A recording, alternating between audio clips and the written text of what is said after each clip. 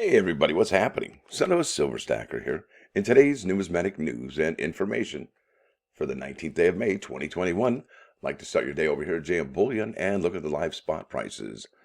Gold is down $10.43 to 1865.20. Silver is down 54 cents to 27.82. Platinum is down $13.97 to 12.17.25. And palladium is down $27.45 to 29.12 and 56 cents. So if you look at gold and you look at silver, these are higher lows. So who knows if they're going to go down today? I doubt it. There's so much going on in the world that I'm surprised that commodities haven't been more expensive. So that's my take on that. Next thing I want to show you here is copper. I don't mean to beat a dead horse here about the copper, but it's super important what just happened here. And it's going to affect the world, actually. It says copper prices rise as Chile fuels long-term supply concerns. Now, why would we be concerned about Chile and copper? Well, right over here, and this is mining.com, it says ranked world's top 10 biggest copper mines. And this is May 14, 2021 from the mining.com editor. And there's a beautiful picture of South America. There's Chile right there, and that's Escondida. It says here, copper, the highly conductive red metal vital to the manufacturing products essential to the electrification of the world's energy systems, is also used in heating, cooling, electronics, power generation, and transmission, automotive applications, and has antimicrobial microbial abilities. Right? They know that the COVID stuff, like, doesn't something happen when it mixes with copper? I don't know. I heard something happens with it. It's pretty incredible. Also, I know that people wear copper bracelets with magnets in them. So there's some medical stuff going on there too. Demand for the green energy transition has sparked a rally on copper markets. The world's top 10 biggest copper mines in terms of 2020 production compiled by mining.com and sister company Mining Intelligence will play a major part in setting prices for the next decade. So here's the top 10 miners. Okay, 1, 2, 3, 4, 5, 6, 7, 8, 9, 10. And the countries that they are in. So we have Indonesia, Peru, Chile, Poland, Mexico, Chile, United States, Chile. So, whoa, 4 out of 10, 40% are from Chile. That's expensive, isn't it? And these are the companies that run there. There's BHP, Rio Tinto, Mitsubishi, JX Nippon, Anglo American, Glencore, Sumitomo, JX Nippon, Freeport McMoran, Sumitomo, Codelco, Southern Copper, KGHM, Codelco, Freeport McMoran, Buenaventura, Sumitomo, and BHP again, Tech Resources, Glencoe, Mitsubishi, and Alum, Freeport McMoran. So this is huge, folks. So I got to show you what is going on in Chile because something happened here. And this is from Monday, May 17. Politics are turning against copper mining in top producer Chile.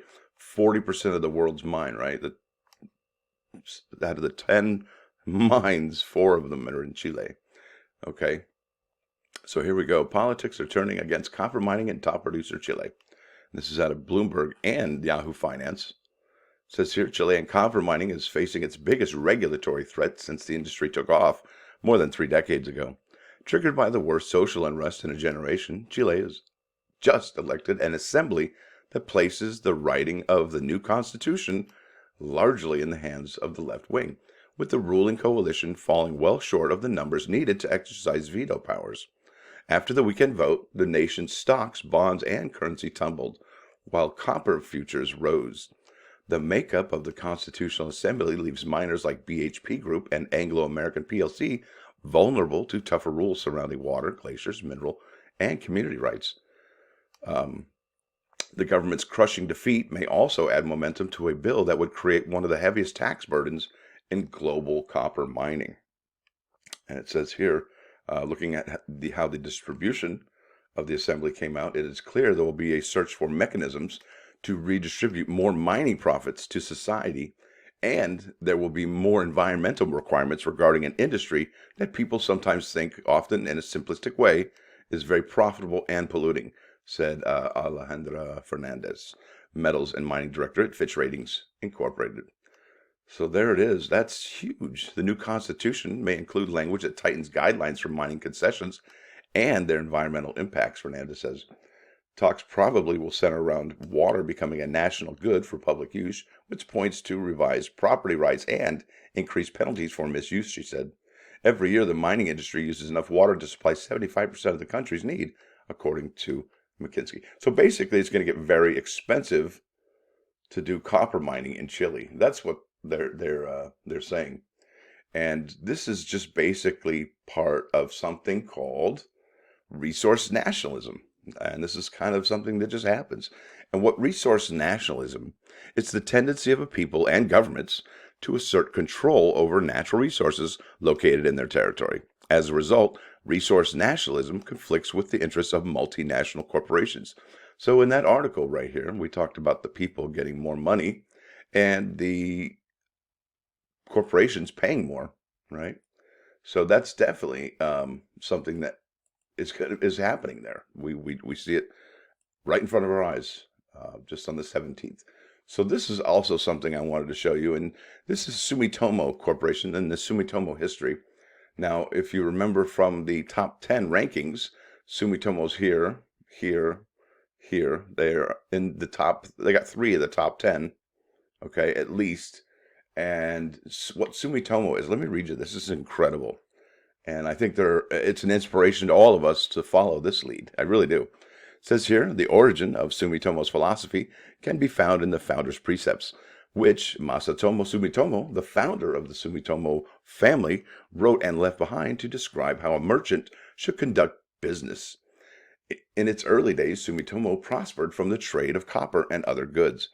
The history of Sumitomo dates back to Masatomo Sumitomo, 1585 to 1652, who opened a book and medicine shop in Kyoto in the 17th century. Masatomo left his teachings in the form of the founder's precepts, in which he expounds concisely the points in conducting business. His precepts still serve as the foundation of the Sumitomo's business philosophy to this day. Isn't that incredible?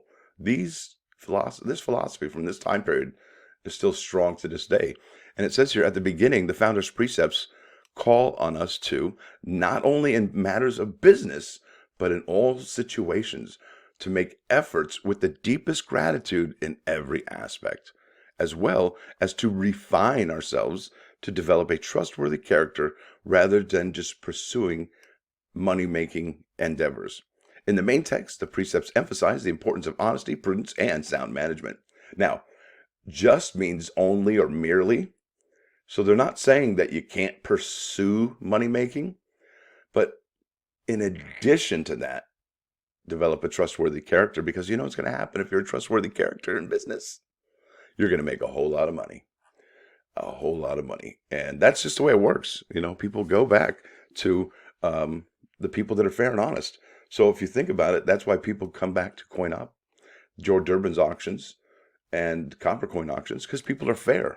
And when you don't find somebody that's fair, well, that's when you move on and find somebody who is. See, that's pretty easy, isn't it? Listen, folks, I want to thank you all for watching. Thanks for dropping by. Don't forget to hit that like button. And if you do like what you hear and see, please subscribe to the channel. It's free. Son of a Silver Stacker, out.